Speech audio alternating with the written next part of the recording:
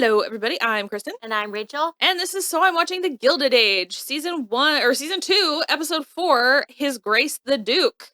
Makes me want to just go watch Season 1 of Bridgerton again. Yeah. Yeah.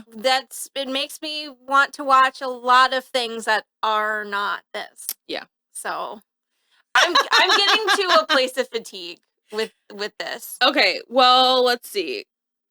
I don't want to shit on it. No. I really don't. I just want to put that out there now. I really don't want to. I had an okay time with this episode. We have 5. Oh, wait, hold on. That was Season 1. Okay, no, we only have 4 episodes left. This is only an 8-episode season. Okay. So we're getting there. We're cruising through, halfway through. Okay, I guess. Okay. I was trying to decide where I wanted to start, and I can't stop thinking about that. In Russia. Well, yeah, let's start in Russia. Or what was the last thing we were watching where we were like, let's start in the past? Oh, House of Usher. Oh, yeah. I do know where I want to start, but first I want to talk about that TikTok that I sent you. Yes. Nothing has ever happened on this show. Nothing happens. But they'll be like, Mrs. Pettywick ate the scones. And I'll be like, shit! Basically, the woman is saying, I love this show. Nothing happens. It's like the main thrust of the whole episode is Christine Baranski lifted her glass of wine and her eyebrow at someone across the room, and that's it. And that's all that we have to go on. It's hysterical because it's totally true. And it's also kind of the same with Downton Abbey. I think Downton Abbey, more big things happen. Yeah. This is a lot more societally based. Yeah. Like, because the society in Downton is not as big of a deal as society in 1880s New York. Yeah. So I think that's why it's a lot of big talk and nothing happens. Well, the difference with Downton is there is the overarching issue for so many of the seasons is who's going to inherit. Exactly. So they could lose everything. And that's not a huge concern here. No, it is just rich people problems. It is just rich people problems. And it's just kind of like, okay, in the year of the Barbie movie. Okay, no, I mean, no, not necessarily that. But, like, okay, what I want to start with, speaking, I guess, of inheriting, is Larry and Mrs. Blaine. Because they said they loved each other. Okay, that's like, I fucking can't. That is the thing with this show, is that, like, it is, at turns, nothing is happening, and then on the other hand, everything is happening at such a breakneck speed. I cannot believe that relationship is over already. I am shocked. Yeah. Like, fully shocked. Yeah. I mean, is that the American way, I guess? I mean, it's just like we are going at breakneck speed, like, I don't everywhere. know. I also have, okay, not so much with Gladys, because she's a decent amount younger than Larry. And also, she was a lot more sheltered than Larry. Mm-hmm. So I don't have as big a problem with her. And she also seems to be a little bit more on the canny side.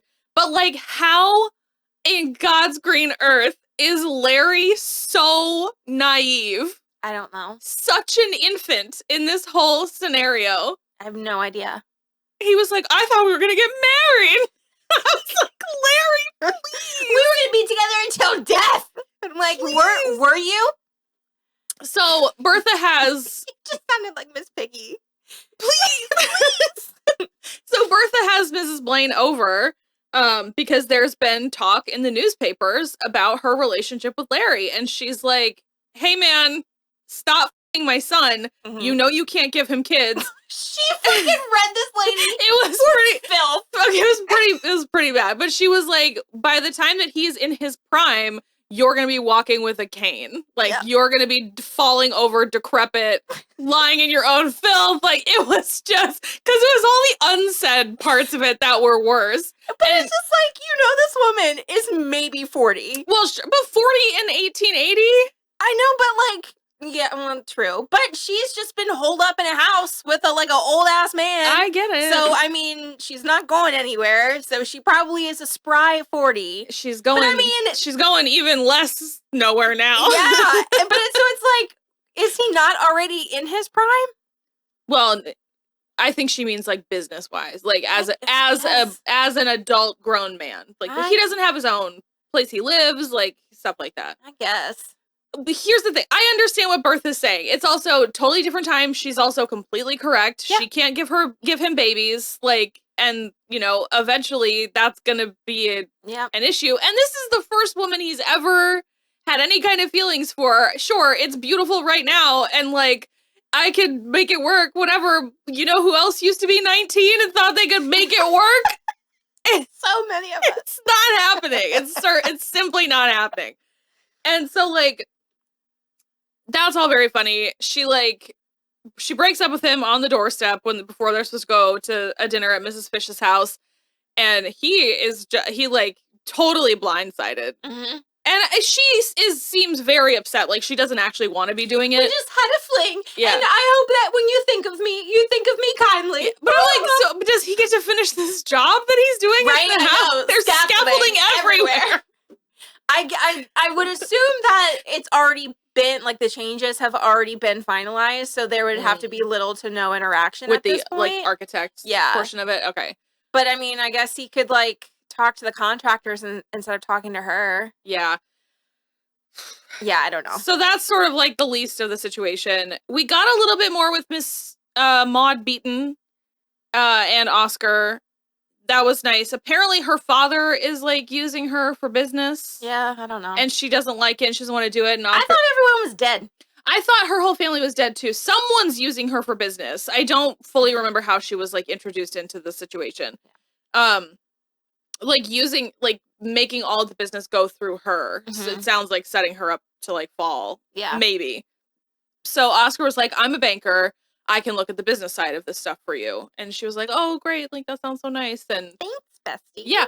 They still seem to be having a good time. Maud had a conversation with Marion as well and was like, what can you tell me? And she's like, well, I've certainly never seen him acting this way like he does with you. Mm-hmm. So I just do kind of want Oscar to be happy. And the thing is he felt so scheming in season 1. Yes, there no scheming. And I don't feel scheming. Maybe that hate crime really put him in this place. Yeah. And I don't know.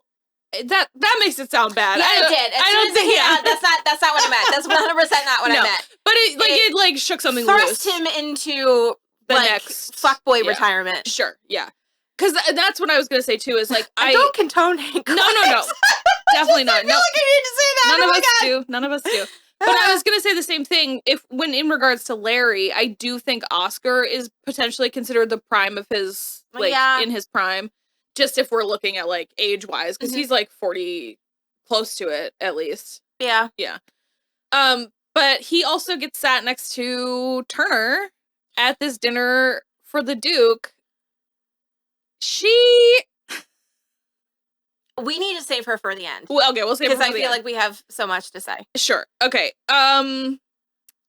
Where else do we want to go then? Marion was asked to teach, well, she went to that mother thing. Yes. At the school. The tea. And boy, is little Frances parent trapping the shit out of them. You're my new mommy. We're just a happy little family too, aren't we? Just fucking coming a little too strong, Frances. Calm please. Down.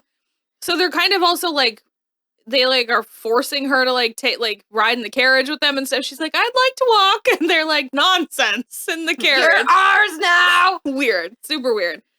She also is still helping do subterfuge with Ada, where she's helping Ada meet up with the rector, so that they can. I guess his name is Luke. Yes. Yeah. Luke Forte, so that they can do stuff around the back of Agnes, and Agnes is being kind of a bee about it still. Yeah. Mm-hmm. Well, it's because she knows she's going to be alone. Well, but it bit her in the ass because she was totally all alone eating dinner by herself at the end.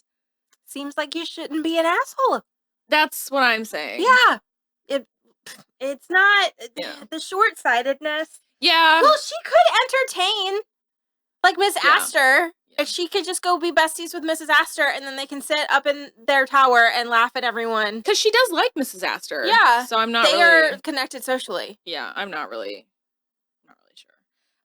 Jack, the footman from the Van Ryan house, is still working on his little clock. I just think it's sweet. Sure. I just think it's cute. And then we've got Mr. Collier, or Oh, yeah, that did happen in this Williams episode. or whatever. He still hasn't decided what he's going to do. He doesn't want to decide until he speaks face to face with his daughter. He wants to know if she's the one making this, like, forcing this arrangement. Well, what are their names? McNeil. Mr. McNeil is like, absolutely not, and you even suggesting that you want to speak to her is calling me a liar. And I'm like, it's just... Not only are you stubborn, but you're insolent. Yeah. Ew. I might be a servant. I'm not your servant. Right. I can speak to whoever the fuck I want. Right, and just because I'm lower in station now doesn't mean I was always this low in station. Absolutely ridiculous. Go away. So I'm 100% on his side. Mr. McNeil can go kick rocks 100%. For sure. But I do kind of like that that's one, definitely, that and the fucking alarm clock are two storylines that we're not ripping through. They seem to be through lines for the whole season. Mm-hmm. Well, that and Oscar and Maude. Yeah. Like, they are I'm surprised they're not married already. I'm saying. Like, we should at least have had, like, an attempted engagement with how fast we ripped through freaking Mrs. Blaine. Well, speaking of engagements, Ada goes to the church to spend time with, well, they first go on a walk. They do go on peonies. Beautiful, really, really pale pink peonies. And so he asks her to come to the church to spend time together because he can't wait till Sunday for services. And so she does. And then while they're there, he asks her to the opera. And then as soon as she says yes, he's like, also marry me. Mm-hmm. Hilarious. And she says yes. She's very happy about it. Mm-hmm. That is also on the heels of Agnes being like, I hope you wouldn't throw me over after everything I've done for you. Which, like... Get out of here. But also something tells me that the reason Ada never married as a girl is something to do with Agnes as well. Yeah, because there was a suitor. Yeah. Because I thought he came back around but he was sniffing around for money last season. Right, but he wasn't the first go-around. That's potentially true, yeah. So I think that this very much is a situation that Agnes orchestrated so she wouldn't be alone. Because, like, Mr. Van Ryn, the elder... Was he a nice man? Do we know? I don't think he was mean. Okay. I don't think we have anything about it being mean. The only thing that I remember hearing about him ever is the thing in this episode when Oscar was like, or what he's told Maude that she should tell whoever is no.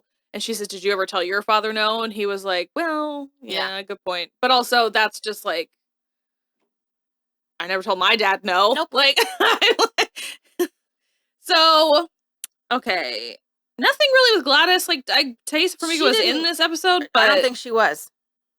No, I saw her. I saw her face. Or was that in the previews for next week? It was previews for next week. Shit. Well, we're about to be pimping out Gladys. Yeah.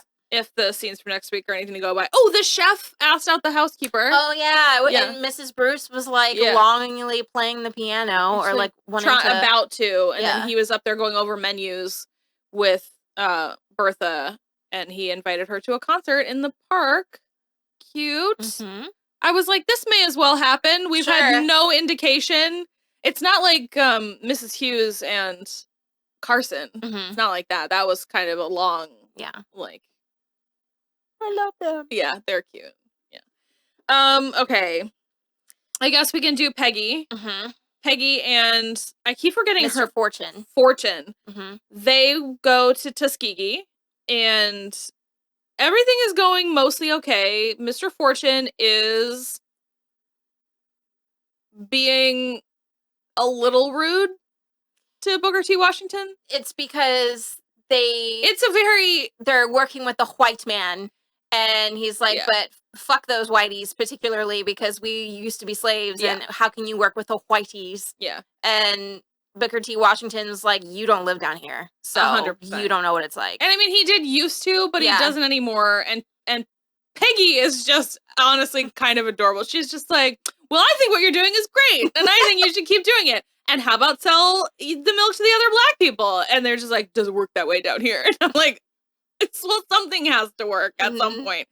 But I think for me, it was a very, like, Malcolm X versus Martin Luther King 100% energy. Yep. And I was like, I understand that you now, especially now that you live in New York, Mr. Fortune, that you are like, move this along. Mhm. But it is 1880s Yeah. Alabama, and that's not gonna work. Well, because Peggy was like, I can't go into some white shops. Yeah. I'm told to leave. We can't do. She listed all kinds of stuff that they still can't do because they're not considered full citizens. Well, and because she was like, I know it's better in New York, but it's still It's still not crappy. right. Yeah. And it's still not. And I do think there is something to be said for what Booker T. Washington is doing with this university. Yeah. That's like really great, teaching tons of people skills and like legitimate education. They were doing like masonry to build the new dormitory with this money that was donated and stuff. They're learning trades, they're learning all kinds of stuff. And while it certainly shouldn't be where the like trying ends, it is more than a first step. Yeah, 100%. In the 1880s. So I get it. Oh no, but, that's the thing. Yeah. It would just be going around in circles because both of them are correct. Of course, which Peggy says as much. She's like, "Look, can't you see how close you guys are to saying the exact same thing? It's just you're right there. Yeah, you're so saying close. the same thing." But he also like the thing for me about Mr. Fortune is that he was getting insulting to Booker T. Washington. Yeah, in a way that I was like, don't let your wife serve him cake. Like, you don't get cake. He basically was like calling him a sellout. Yeah. And it's just like, no, that's not what's happening here. Because it's also, I mean, it's certainly not the same thing, but it's like, as women, we have had to deal with men in the workplace our entire careers. We have to befriend our predators, guys. Ew. Yeah. It's gross. And that's, I mean, all of this stuff still happens today, and it's gross, and it sucks. And we're obviously trying to make changes, but at the same time, you have to work within the system that exists before you can break it. Definitely. So, yep. I did like that. Peggy milked a cow, which she'd never done before. They were getting... Have you ever milked a cow? No. I have. I have had fresh milk, though. Yeah. It's upsetting. Why? Because because I know that they say, like, it doesn't hurt them, but it just feels like you're hurting them. No, they need it. Like it. I know, but I didn't enjoy that. I am not a farmer. It hurts if you don't milk them. Yeah. I would probably, so cows are so big that I don't think, I feel like I would feel, like intimidated or scared of milking a cow because they're so big. I could do a goat. Okay. So. Well, it's just, you're at the rear end of it. So you just have to be like, I'm back here, I'm back here, I'm back here. Don't kick me, please. Yeah. I would just rather pet them. Sure. I like that better. I'd like a horse. I'd like to pet a horse. Sure. I mean, I have done that before, but I would like to pet another horse. I want to pet a Highland cow. That's what I want to pet. Let's go to Scotland. Okay. We're going to go. Say less. We're going to go to Scotland. But yeah, I liked Peggy's sort of delight at the whole thing. She hasn't, I was really expecting us to do a real fish out of water thing and have her be like behaving. Oh no, she is high. Incorrectly. She is so high on all of the hope and excitement. Yeah. And it's just like, I mean, walking around a college campus, you do kind of feel the energy. Oh, sure. Because it's like, even, she says, even though it's probably not going to work out, they don't know that yet. Yeah. And so it's just like, it's exciting to be around. Yeah. It's cute. It's cute. And I like her being happy. We're still definitely going to do an affair. Yes, we are. And I'm so mad. When she knocked on his door and he answered it shirtless, I almost threw my laptop. I don't like it. I don't like it either. And he keeps, they keep saying wife, like all the time. Yeah. And I just, it's, why are we doing this to her? Yeah. It's not fair. And I also, like, I would say, like, I still wouldn't like it, but I could maybe understand it from a narrative perspective a little bit more if she was, like, still being vulnerable about the baby. Yeah. But she's not. No. This seems to have, like, breathed new life into how she wants to be as a person in a way that doesn't feel manic like she was feeling in the last episode. This feels like what she, like, real. And I like that. And I want that. Because also I feel like he's going to be the one that initiates it. Yep.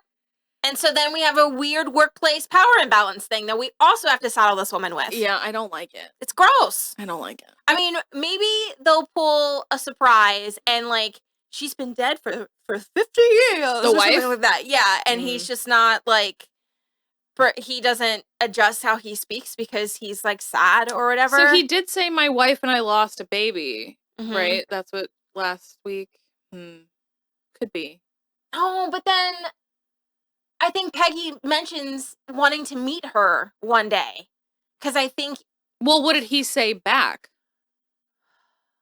I think we cut to a different scene, but I think he was talking in, like, current, like, verbiage, about him talking to his wife about Peggy. I might be making that up. I don't know. But I feel like... even if that is the case, something tells me that he's going to be like, of course I'll let you meet her, and then take her to the Brooklyn Cemetery or something. I don't want that. That's not great either. Peggy deserves better. Peggy deserves way better. Come on.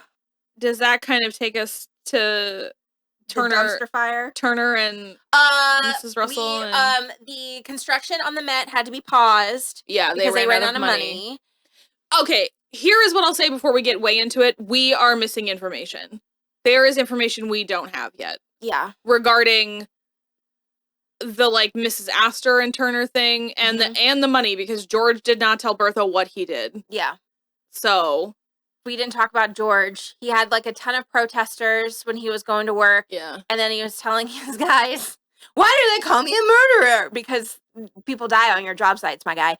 But then he's like, don't worry, we got plenty of scabs ready to go in there, and they're going to arm the scabs. No, they're worried. They're worried that the original workers, the protesting workers, are going to have weapons, and so they've called the National Guard. Oh, they did? Yeah. Oh, he's like the governor is providing militia, basically, to fight the scabs. Just pay your workers a living wage. I'm not on George's side. No. I'm not on his side. We are a pro-union household. And so, like, when him and Bertha are, like, kissing because they've reunited again, I was like, I don't want to root for this because you're a bad man. Well, again, I do for her. For her, yeah, but, and like, her relationship, but, like, ew. Bad man. Yes. Because that's the thing, too, to just relate it to Downton Abbey again. It's like one of the things that I liked about, what's his name? Robert? Yeah. Yeah. It was like, I was only ever frustrated with him when he wouldn't, like, listen to Matthew and Mary and the driver. I forget the driver's name. They're like, until you asked their me. ideas to, like, push, to, like, get new revenue streams and, like, push Downton into, like, the modern age and stuff. And so it's like, but this is like, it's not so much being pulled as being pushed. Like, he's being, like, he just feels like he is like walking backwards. Yeah. And yeah. Obviously it's like such a different time and but it's like they already have unions, so it's like it's not that different of a time. I just feel very conflicted because it's like that is not supporting him and his business stuff. It does not align at all with my ideologies. But then I like they're supposed to be a family I'm rooting for. Yeah, I wish that George didn't have a storyline. I wish that he was like I wish he was Princess Unikitty. I wish he was business, and then parties.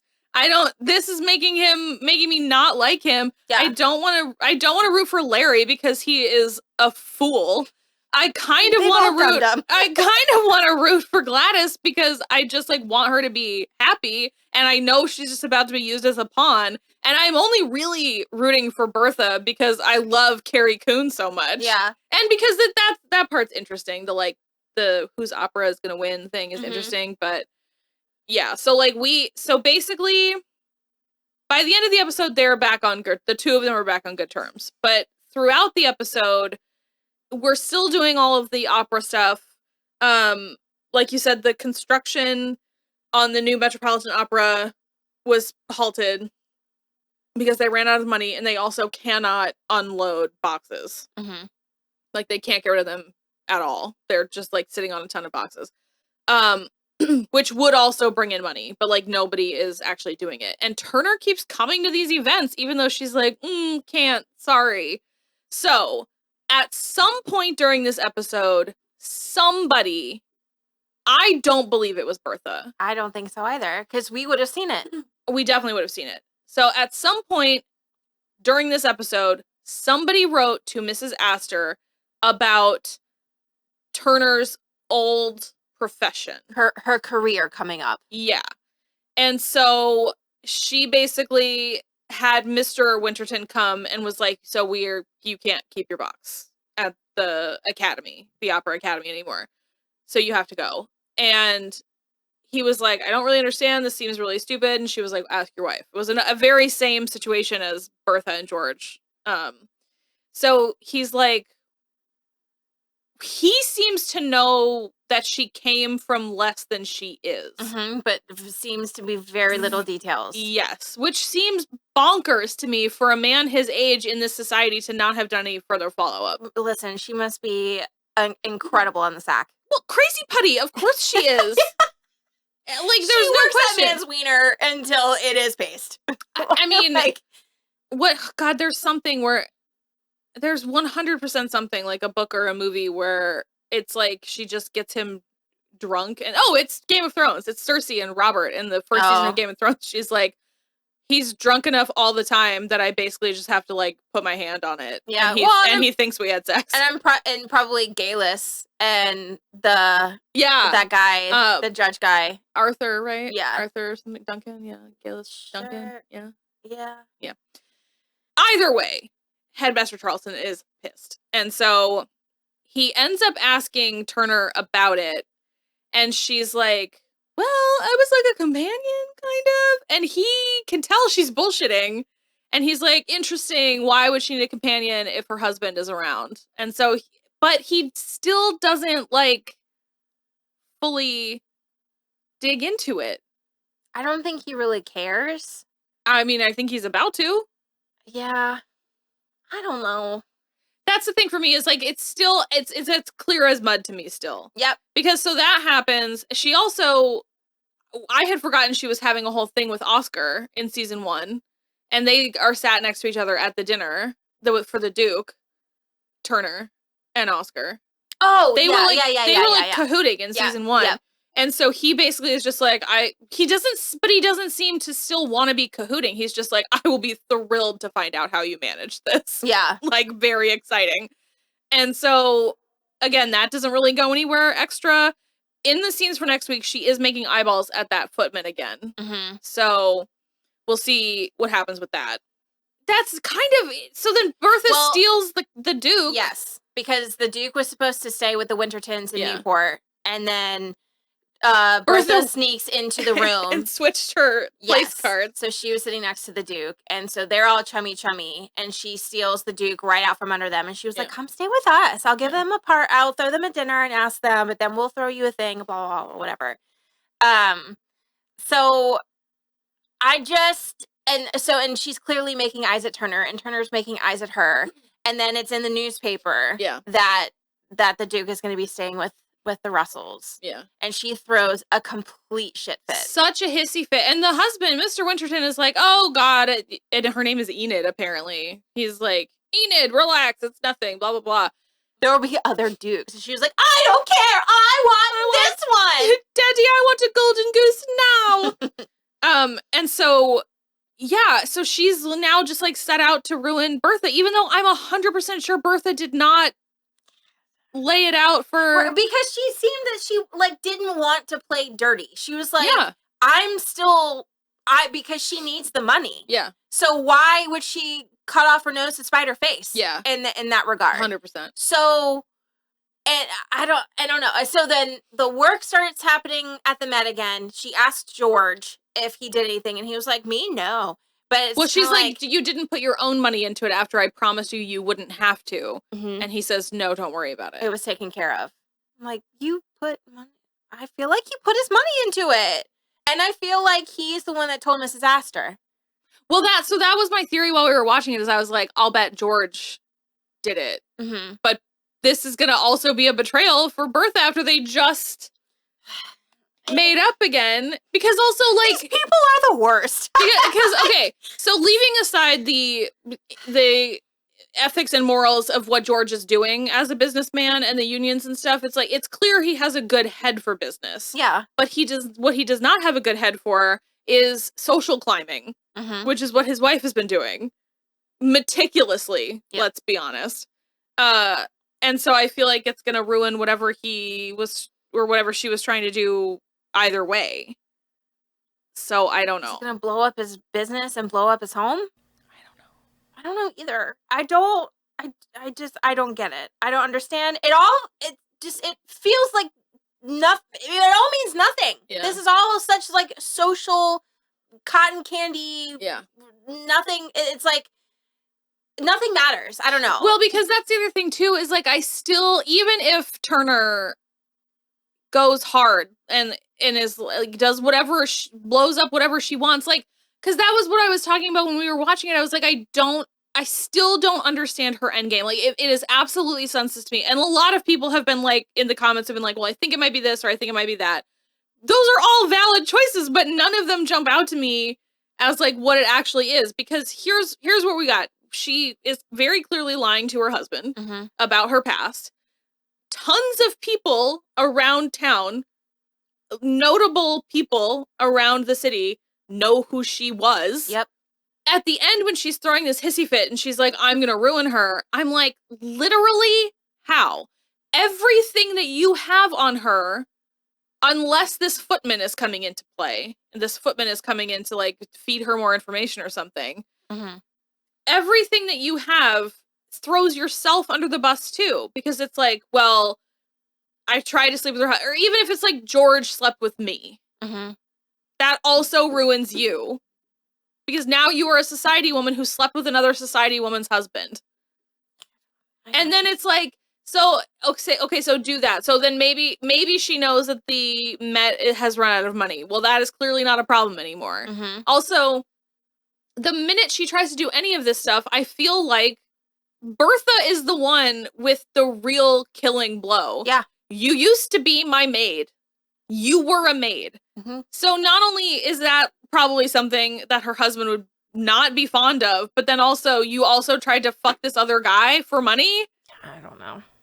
None of it makes sense to me. No, and looking at this show as a whole, the only storyline I really care about and would love to see more of is Peggy's. That, for me, would be the most interesting story to learn about, would just be, like, this, you know, seemingly middle-class Black woman trying to make her place in the world in 1880s New York City. Yeah.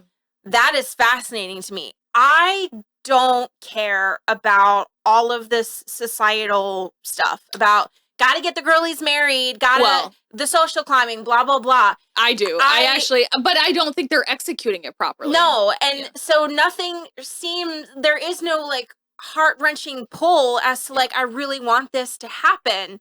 And because then it's like, could we also maybe learn more about Gladys, I almost said Gloria, about, you know, fortune hunting or like finding these like Englishmen who are coming over here to find these girls. Apparently we need to watch The Buccaneer for that. Well, that's the opposite, I think. Yeah. Yeah. Yeah, I feel like my brain is going a mile a minute and I'm having a really hard time like fully articulating what it is I want to say. I definitely understand what you mean. But it all just means it's fluff. Yeah. It means nothing. And it's just like the clothes are sometimes pretty to look at, but even then some of it's just insane. I don't even think I have a favorite in this episode. No. I don't care. Yeah, that's the thing is like I do, or at least I want to care because I like stuff like this. I really like Bridgerton. That's only society based. And that's my whole thing. Yeah. I don't want to shit on this because I also like out of the three of us, I'm the first one to be like, I hate this and I want to quit.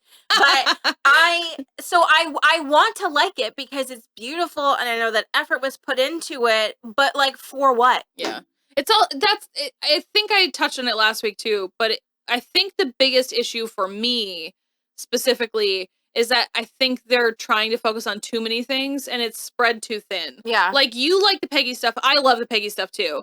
But it's like, if we were focusing specifically on the Van Ryn house, and then sometimes that new money broad from across the street was, like, popping in and out, then fine. But it's like, again, we have 2 full families, 2 full downstairs staffs. Then we've got Peggy, who's kind of in this family, but not completely. And now we're in a second location with her. And then it's like too many things. Because also it was like the opera thing was, I feel like, enough of a main plot thrust for this season. But now we've got a Duke in the mix. And we're going to be just throwing Gladys tits first at him next week. Yeah. And so it is definitely frustrating for me as well, because while I do really like the fluffy nonsense, like that stuff's fun for me. Again, I talk about Bridgerton and that Lux series of books that I really like. That's mostly fluffy stuff with like character-based stuff underneath. But it's like I feel like we're not getting the character-based stuff. Yeah. And again, it was like with the cook and Mrs. Bruce. It was just like, I guess this may as well happen. If they are indeed pushing them together, I don't care for that, because it just feels like we're just smashing characters together. Yeah. And I don't like that in any media. And in that case, it like Downton Abbey felt a lot more thoughtful. Yeah. What's going on in this show feels slightly tone deaf, just because of the shift that we are experiencing societally in the real world. Especially the unions. Yes. And gone are the days of insane wealth and just throwing money at things when... Well, they're not gone, but we all wished they were. And like, I'm not... If you're not going to make the insanely wealthy family fully sympathetic across the board, then it's useless to me. Because it's like, if I want to, like, that's, again, with Bridgerton, it's like, I like to watch that because the Bridgerton family are super wealthy, but they are nice. Yes. Like, we don't feel bad for rooting for them because they are all delightful. Like, across the board, all 9 of them are, like, fantastic. And the issue with this is that, like, yes, I like Bertha in large part because I like Carrie Coon and I like the way she's playing her. And they keep introducing men, and George is still the hottest one on the show without question, but he is reprehensible in his business. And then again, Larry is just a fool, and Gladys is basically nothing. Like, this feels like such a bummer for Taissa Farmiga. Yeah. Because she's actually very good. And you can't tell. Yeah. If this is the only thing you've seen her in, which is me. It's not impressive. Was she in Final Girls? Yeah. Okay, so I've seen her in that. But then I tried to watch Coven but couldn't do it. Oh. Yeah. But, yeah, so I'm like... But that's the thing, it's like none of the families, like none of these ultra-rich families that we like, not a single family is likable across the board. No, it's just everyone is hoarding their generational wealth, and it just feels gross. I guess the Van Ryans aren't really doing that, and they're a little bit more modest with compared to specifically the Russells, but also... But they look down their nose and talk shit. They look down their... Well, Agnes does, looks down her nose. But that's the thing. It's like, I like Ada and Marion. I don't like Agnes. And I like all of the downstairs staff for their house except for Armstrong. And I'm like, in some scenario, we need to be looking at a group of people, and I like all of them. And so far, that has not happened. Yeah. I don't care about Jack working on his clock. I mean, think it's cute. For what, though? Why not? Because we have so many other things that we could be doing. I agree. The use of the runtime real estate is kind of losing me. Yeah, and because it's like, great, he wants to get into science. Awesome. Yeah. If we were focusing on that family, like you said, like if they were the main like focus in the downstairs, like we actually got to live with the downstairs people, cool. I would love for Jack to get into STEM. Like, good for him. But I don't care. Yeah. I don't care that his alarm clock went off during dinner and Agnes made fun of him for it. Like, I don't care. And I don't care. I mean, and I want to care. Yeah. I really want to. But it's just, my heart's not in it. Yeah. Heart's gone out on it. Well, we're gonna do the next 3 episodes will be relatively on time. Like, the way that they show the scenes from next week, it makes me excited. Sure. I'm like, ooh, this looks good. But then when we get down to it, the execution is not like all of this coming at me at once. So. All right. Oh, well, I thought it was 10, so actually we won't be late for any of the episodes. Oh, that's good. Yeah, I thought it was 10, but it's only 8. So, so I mean, we'll be here for the next 4 episodes. For better and worse. Yes. I'm holding out hope that it's not going to continue to hurt my feelings or anything like that. Well, but I'm having to force myself to pay attention. I'm also, if I'm being honest at this point, unless it's already been, I'm not convinced this is getting another season. Yeah, probably not. It has to be so expensive. Also, since the strikes ended, we've had a rash of cancellations. Mhm. So, I don't know. I don't know either. And I don't know. Yeah. Like I said, I don't want to not like it. I want to like it. I really, really do. I'm definitely liking it more than you. Yeah. Because I just do like the frivolity, the frivolous parts of it.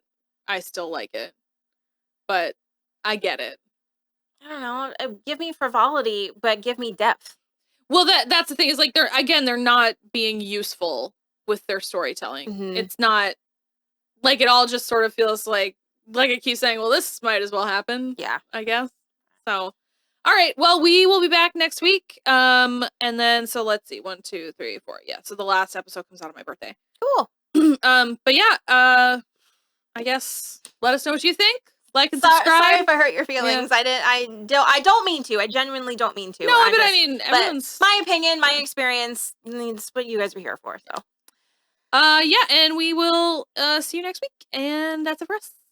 Oh, Bye. and happy Thanksgiving. Happy Thanksgiving. Yes, if you celebrate Thanksgiving where you are. Even if you don't, go get a roast. Yeah, just eat really well, drink really well if you want to, but enjoy yourself. Have a good time. Bye. Bye.